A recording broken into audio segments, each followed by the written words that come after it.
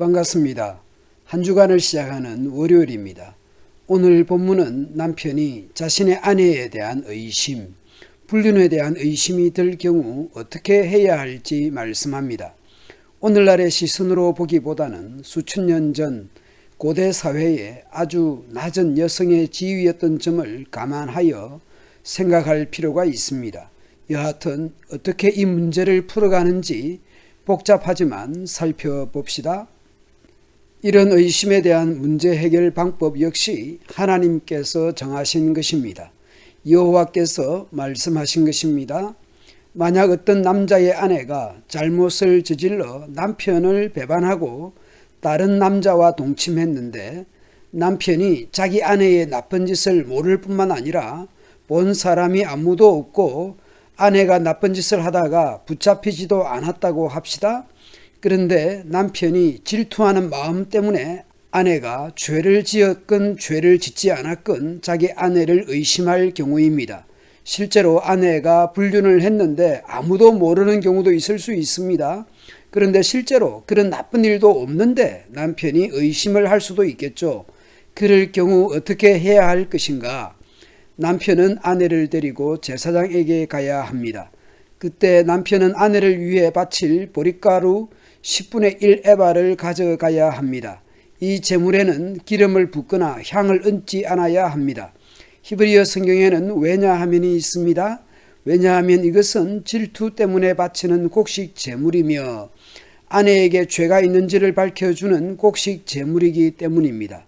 이 제물은 기억의 소재, 의심의 소재라고 부릅니다. 만약 죄가 있다면 죄를 잊어버린 것이 아니라 죄를 인정하지 않고 있기에 기억의 소재, 의심의 소재라 부릅니다. 제사장은 여자를 가까이 오게 해서 여호와 앞에 세워야 합니다. 제사장은 거룩한 물을 오지 그릇에 담고 성막의 바닥에 있는 흙을 그 물에 타도록 합니다. 제사장은 여자를 여호와 앞에 서게 하고 머리를 풀게 한 다음에 질투 때문에 바치는 곡식 제물은 여자가 들고 저주를 내리는 쓴물은 제사장이 듭니다. 그 상태에서 제사장은 여자에게 맹세를 시키고 여자에게 물어야 합니다. 법정적 질문인 것이죠. 그대는 다른 남자와 동침한 일이 없는가? 그대는 남편을 배반하여 몸을 더럽힌 일이 없는가? 만약 그런 일이 없다면 저주를 내리는 이 물이 결코 그대를 해치지 못할 것이다. 그러나 만약 그대가 남편을 배반하였거나 남편 말고 다른 남자가 함께 누웠다면 이때 제사장은 여자에게 저주를 받아도 좋다는 맹세를 하게 하고 이렇게 말해야 합니다. 여호와께서 네 넓적다리를 떨어져 나가게 하고 네 배는 부어오르게 하셔서 네 백성 가운데 본보기가 되게 하실 것이다. 그러므로 저주를 내리는 이 물이 그대의 몸에 들어가서 그대의 배를 부어오르게 할 것이고 넓적다리를 떨어져 나가게 할 것이다. 그러면 여자는 그렇게 되기를 바란다고 맹세를 해야 하는 것이죠. 제사장은 이 저주를 글로 써서 그 쓴물에 담가 씻어라. 그런 다음에 제사장은 여자에게 그 저주를 내리는 물을 마시게 하여라. 그 물을 마시면 여자의 몸이 아프게 될 것이다.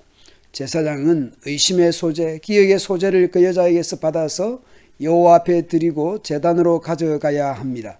그리고 제사장은 곡식을 한 움큼 지어 전체를 바쳤다는 뜻으로 그것을 제단 위에서 태워야 합니다. 그런 다음에 여자에게 그 물을 마시게 했습니다. 제사장은 여자에게 물을 마시게 한 다음 여자가 몸을 더럽히지 않았는지를 살펴보아야 합니다. 만약 여자가 남편에게 죄를 지었다면 물이 몸속에 들어갔을 때에 여자의 배가 부어오를 것이고 넓적다리는 떨어져 나가게 될 것입니다. 또한 백성 가운데서 저주거리가 될 것입니다. 그러나 만약 여자가 몸을 더럽히지 않아서 깨끗하다면 해로운 일도 일어나지 않을 것이고 아이도 낳을 수 있을 것입니다. 이것은 질투에 관한 가르침입니다. 이것은 여자가 남편을 배반하고 몸을 더럽혔을 때에 지켜야 할 율법입니다. 또한 남편이 자기 아내에게 질투할 때도 남편은 아내를 여호와 앞에 세워야 하며 제사장은 위에서 말한 모든 일을 해야 합니다. 이것은 율법입니다.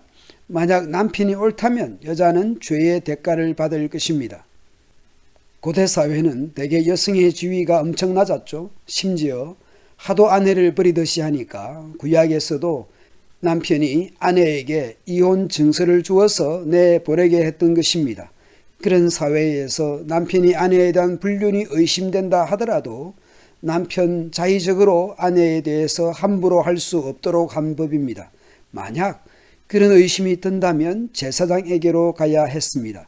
오늘 본문의 구체적인 절차와 방법에서는 21세기 우리 시선으로 충분히 공감되지 않을 수 있습니다. 그러나 소위 공적인 제도 하에서 처리하도록 했다는 점을 생각해야 할 것입니다.